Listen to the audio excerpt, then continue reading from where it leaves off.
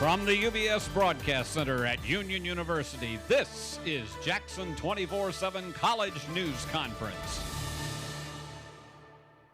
Hello, I'm Rachel Pratt. It's not often that an instant national celebrity comes from Jackson, Tennessee, but that's what's happening right now with the man whose business is one that challenges people to escape. His business made him a perfect choice to take on the ultimate challenge. Get down, just get down. Escape room experts make a bold first impression. You're on the run. Head of Intel Teresa Payton spots some unusual activity. You're limited to 100,000 square miles. We may have it. Hold on a second. We definitely have a black vehicle. I got one with a sticker. You have some of the nation's most experienced law enforcement investigators ready to take you down.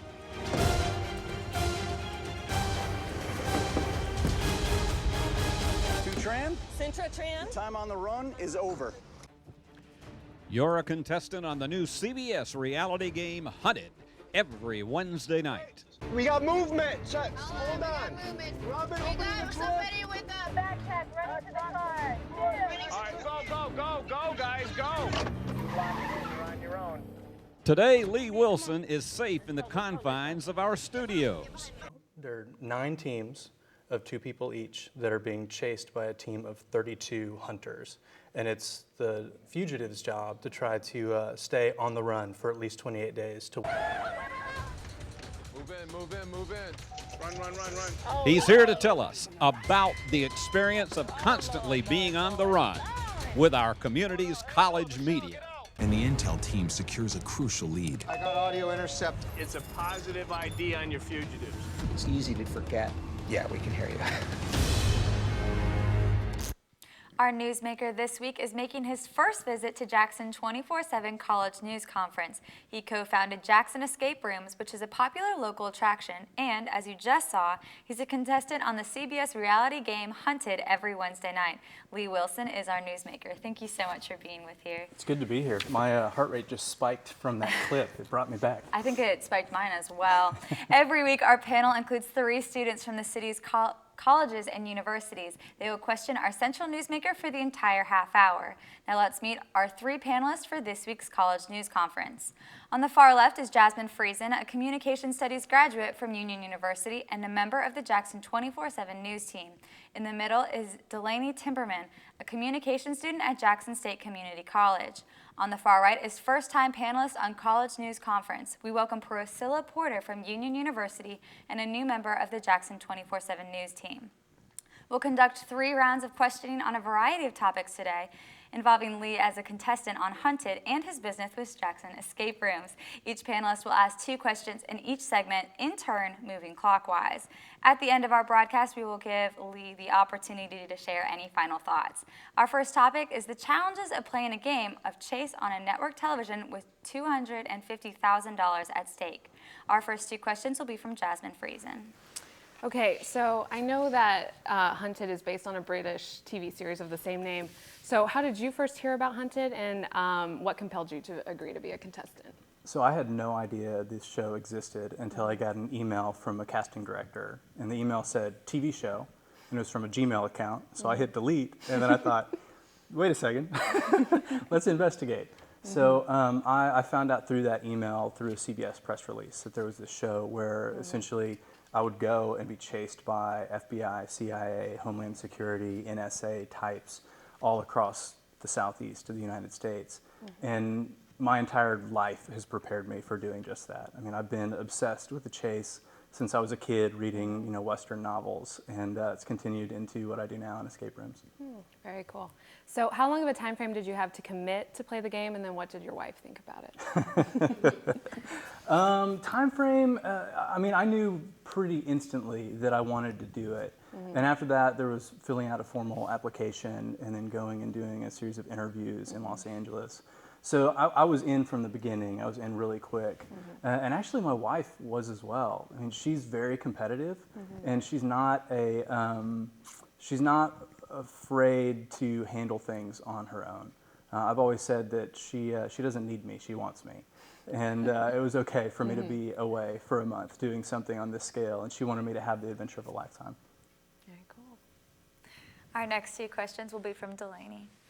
For people who haven't seen the game, explain how it works and the ultimate object of the game, and also what kind of restrictions do you have?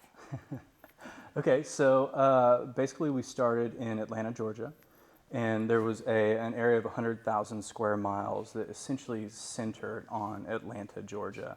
And the rules of the game were pretty simple. We could do whatever we want, go wherever we wanted inside of that range. We just had to keep moving. And whenever we pulled cash, we had an ATM card that was provided for us, and so we had to use the ATM to get cash. Other than that, we were making all the decisions on our own. We could go where we wanted, we could do what we wanted strategically.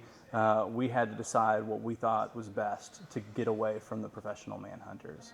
So that's kind of the gist of the game.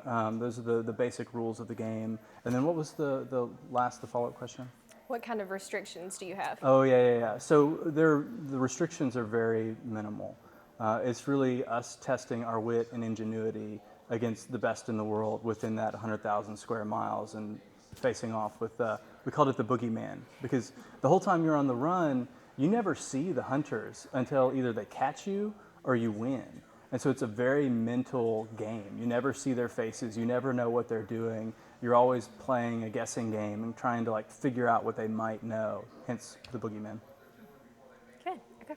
You had to agree to turn over all of your personal ID information to the former law enforcement people who are trying to hunt you down.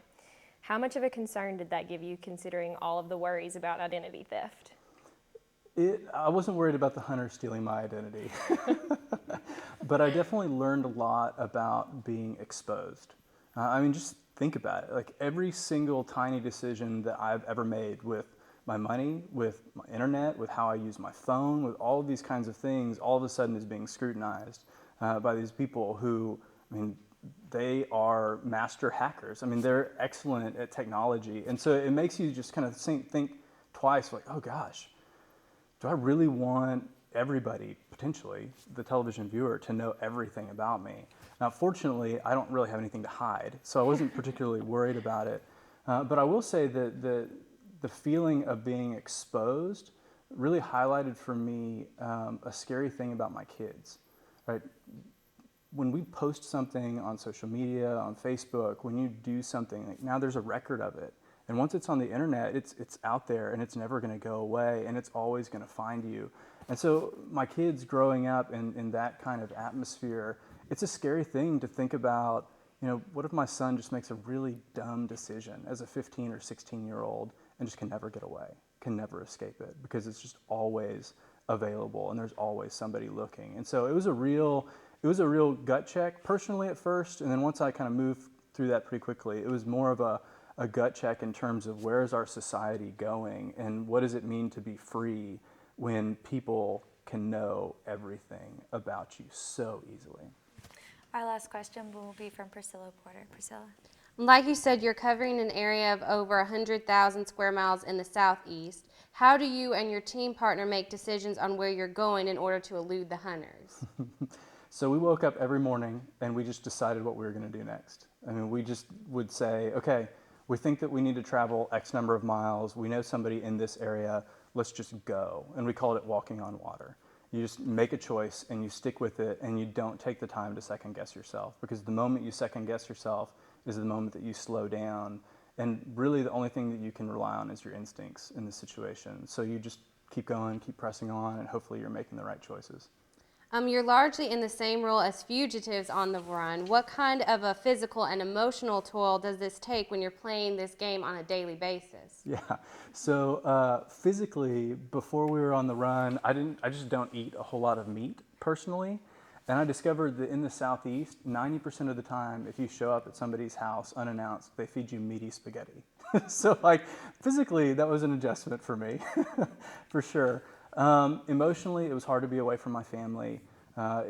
You see in the show that my wife was pretty involved in what we were doing, and so that was All right, I'm so sorry to cut you off, but we're out of time for this first segment. That's the end of our first round of questioning. When we return, we'll probably finish that question and we'll visit up close and personal with Lee Wilson. Our panelists will explore Lee's popular attraction, Jackson Escape Rooms. We'll continue with Jackson 24/7 College News Conference right after these messages.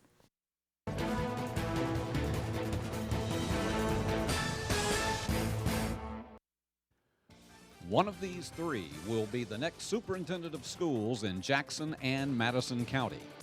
This week, you'll have a chance to see and hear all three as the school board questions them about their credentials and what they bring to the table. Join us from City Hall for the final three. Who will be our next superintendent? Wednesday, Thursday, and Friday, live at 5 on E+ TV6.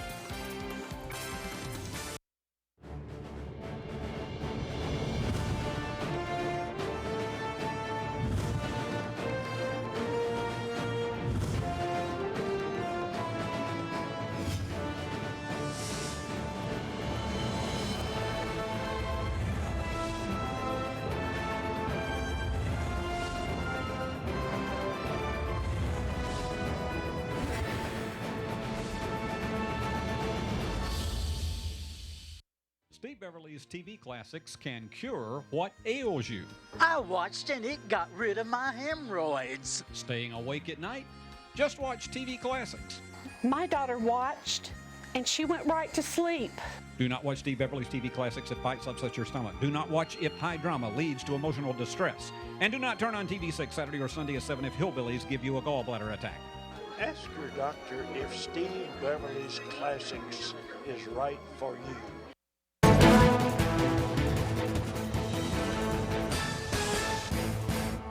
We continue with Jackson Escape Rooms co-founder Lee Wilson, who's also a contestant on the CBS reality game Hunted. We'll return to our panel in a moment, but first I have a couple of questions for you. Now, we'll get back to Hunted later, but let's start with kind of what got you on this trail at the beginning. But how did you and your business partner come up with the idea for Jackson Escape Rooms? We were bored in Jackson. Oh, well, of course. You know, I mean, there are things to do here. If you want to go see the movies, if you want to eat at a chain restaurant, if you want to go bowling, you can go do those things, but there's not a whole lot that gives you a creative opportunity to put yourself to the test. And so as two people bored in Jackson, we decided we wanted to do something interesting and new and unique. And we had heard about the concept of an escape room, but had never actually played one before. And so the first set of rooms that we built were just all kind of out of our mind. I mean, we just came up with them as something that we thought would be fun to do. And it turned out to be a huge success. We had a ton of people show up, and it just kind of kept building and growing in our understanding of how to create a room around a theme with a lot of puzzles and riddles and things to figure out, and make it a really gratifying, satisfying, like energizing shared experience for people to come and play for fun, and also like team building events. It developed and matured over the last 2 years, and so now we feel amazing about what we're doing at Jackson Escape Rooms. Now, Jackson Escape Rooms, your partner is Jared Downhauer, correct? And you guys are both working at Union and doing something along the lines of escape rooms there. So it started very designed and geared towards younger people, but how surprised have you been at the interest and success from the older generation? Yeah, the bread and butter player of Jackson Escape Rooms is a mom. Really? The moms of Jackson are the most excited players about Jackson Escape Rooms. And I think it's because of the same experience we had. They're just bored of the same old options. And like, there are great options in Jackson, but they're so limited in terms of the number of them that you're just looking for something fresh and new and exciting to do. And so moms get really pumped about coming and playing with their kids, with their girlfriends, with their husbands, who sometimes show up a little bit reluctantly, not knowing what they've been signed up for, and then walk away just thrilled at the experience. All right, now let's go back to our panelists. Our topic this round is Lee's real job as co-founder and operator of Jackson Escape Rooms. We'll begin this round of questions with DeLaney Timberman. So I'll ask you a similar question to the one I asked about Hunted. For people who haven't tried it, how does Jackson Escape Rooms work? So you start by going to jacksonescaperooms.com, and that's where we describe all of the rooms and where you make your booking. And so right now we have 4 different rooms that have different themes. One of them is a room that's just fun. It's designed to teach you how to play an escape room. It's called the Jackson Escape Room. Another one is a little bit more sinister and suspenseful. It's called Mastaba, and it's a serial killer room where you're trying to escape a serial killer's den. And then our two more difficult rooms are Finn's Cabin, where you are in this cabin that is owned by this man named Forrest Finn, who's a real person who hid all of his money just out in the woods in the Rocky Mountains and invited people to come and find it. And whoever finds it walks away with his inheritance. And so you found the cabin that has his inheritance in it, but you have to figure out the last little step to walk away with the treasure. And then the last one is called The Complex, which is a little bit more mysterious because it's a sequel to the serial killer room. And I can't really tell you the story because you've got to figure it out. And the big question is, what happened to Marcus, which is one of Mastaba's victims? Dun, dun, dun, dun. So how similar and how different is Jackson Escape Rooms from Hunted? You know, obviously in an escape room, you're trapped in a room that's, you know, about 200 square feet. I was trapped in an area of 100,000 square feet. With an escape room, your time limit is 60 minutes you have to escape. My job in order to win and escape the scenario was to stay at large for 28 days. In an escape room, you have a room host who's friendly, who's hospitable, who wants you to succeed and will give you hints if you get stumped. In my case, the room host wanted to hunt me down and throw me in the back of a paddy wagon and like end any shot that I had at $250,000. So it's the same but different. It's the same but different. It plays on a lot of the same patterns of thought, like the way that you have to think to create an escape room and the way that you have to think as a fugitive are much more similar than I ever would have imagined. All right, and we'll take one question from Priscilla. Priscilla? How important are team building and communication skills in navigating the escape rooms? Oh, it's a non-negotiable. If you can't talk to people, then you have not a chance to escape an escape room. So each of our rooms are built for a different size group, from 6 people up to 12 people. And in those different rooms, we force you to have to use all of those human resources in the room. And if you go in and you're like the smartest guy, the smartest woman in the room, and you try to just do it all yourself, you don't have a chance. You have to be able to talk, you have to be able to communicate, you have to be able to problem solve.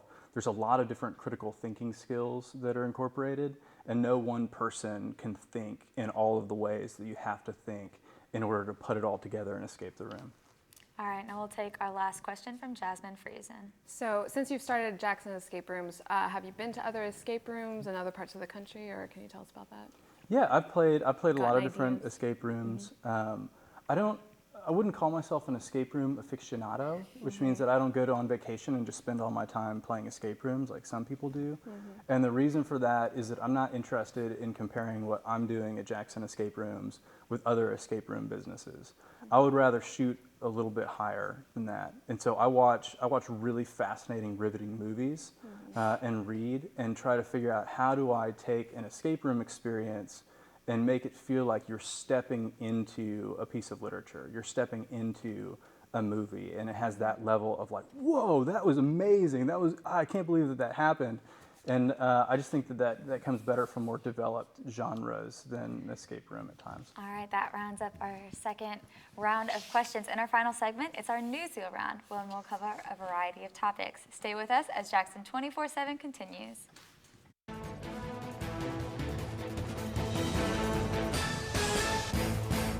A football scholarship to Lane College is what brought James E. Wolfe Jr. to Tennessee, but the Arkansas native did not limit his goals to the gridiron. He would later become one of the first African Americans to own a radio station in the Volunteer State. Building on the radio experience he gained as a teenager in Marietta, Wolfe earned a spot at Jackson's WJAK in 1968. While playing football and working toward his degree, Wolfe was a major force on the local airwaves and in the club scene. His 1980 hit, Super Wolf Can Do It, earned him recognition worldwide. Wolfe used his notoriety to attract investors and create WFKX FM in 1984. It was the first radio station in rural West Tennessee targeted to African American audiences since 1965. Your local station salutes this trailblazer and celebrates Black History Month.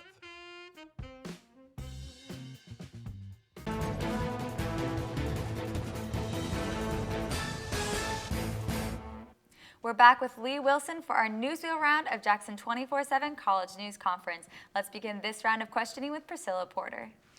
You talked about this on Jackson 24/7 2 weeks ago, but how did you select your team partner on Hunted, and how did the two of you complement each other? We compliment each other all the time. It's one of our favorite things to do. I met Hilmar, he was a student at Union whenever the tornado hit in 2008, and I saw his leadership capacity, his abilities, all the way back, almost a decade ago whenever that happened. And he actually moved in with my wife and I because his dorm was destroyed, and we became very close. And he's always been the kind of person that if anything's come up, he says yes. He springs at the opportunity to come and help. Now, for this game, it was especially important that he was brilliant. He's always generating great ideas. And then on top of that, he's also a Viking, like a literal Viking. And if you're going to go on the run, like you want somebody like that with you. So he was perfect on all fronts. And you're being followed by a camera crew regardless of where you go during the show. That's an element that we don't see on air. So what is it like when you're actually playing the game? It takes a couple of days to adapt and adjust, just because you're not used to narrating everything that you're doing your entire life. So you just make a decision and then you go with it. But with a camera person, you have to make a decision, explain the decision, do the decision. You have to keep explaining the decision. Like, it's just a constant flow of words.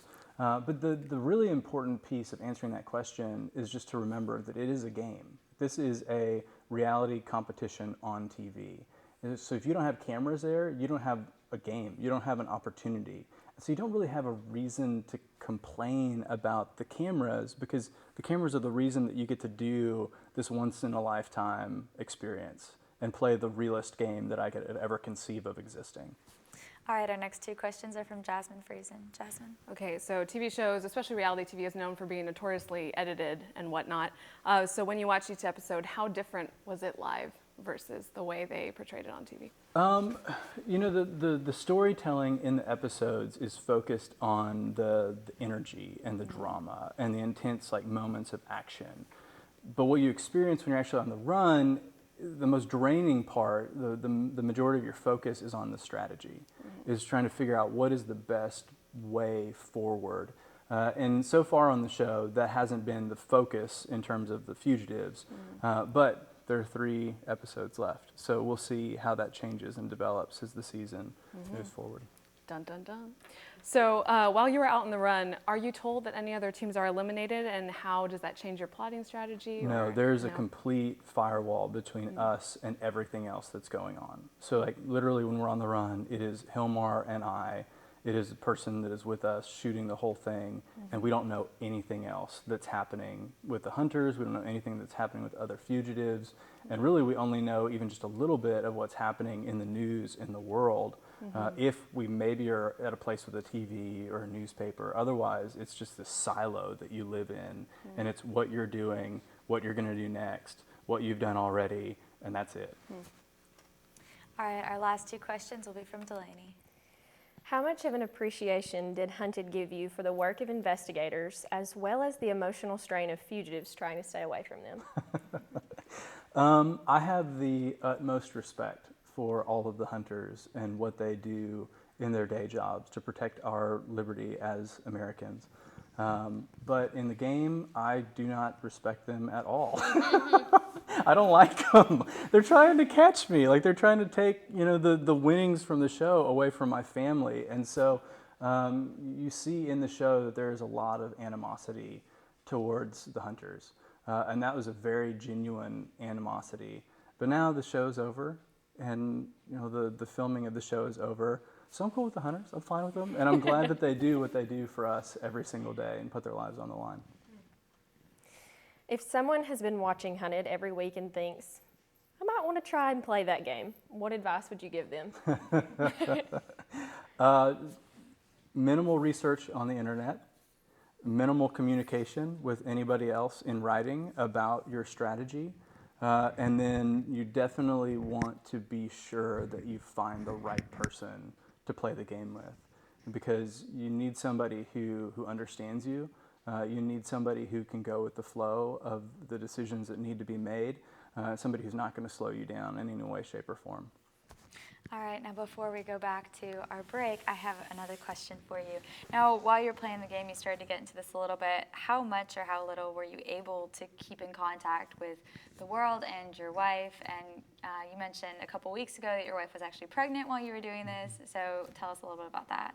Yeah, so we started the game with our strategy completely focused on no contact whatsoever. And then kind of by accident, that changed. And I called to get some assistance with an address from my mother-in-law, and my wife picked up the phone. And so instantly, the plans changed a little bit, and we were able to figure out a way to communicate with each other that may or may not end up being a liability in the game. Now, what went through your head as soon as you called and your wife answered the phone? What was your first thought? Yeah, my first thought was, oh, bleep.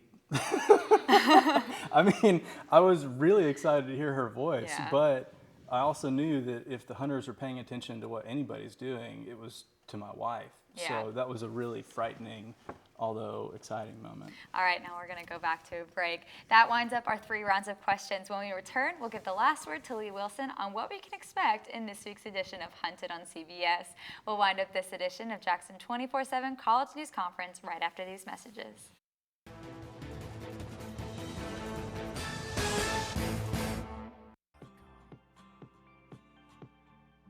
The Alzheimer's Conference is an excellent place to meet other people and patients and family members who've been affected by Alzheimer's. It's a great place to learn what resources are available in the community. There are people who you can talk to, get information locally about the support group, and have a good time making new friends and meeting new people.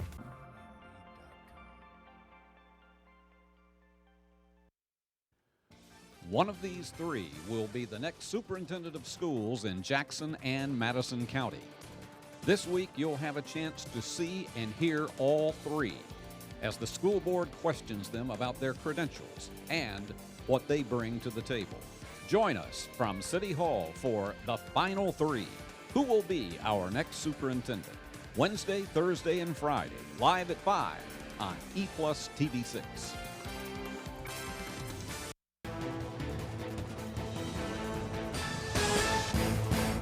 Every week on Jackson 24/7 College News Conference, we give our newsmaker an opportunity to have the last word. So we're going to toss it over to you for approximately 45 seconds for your last word.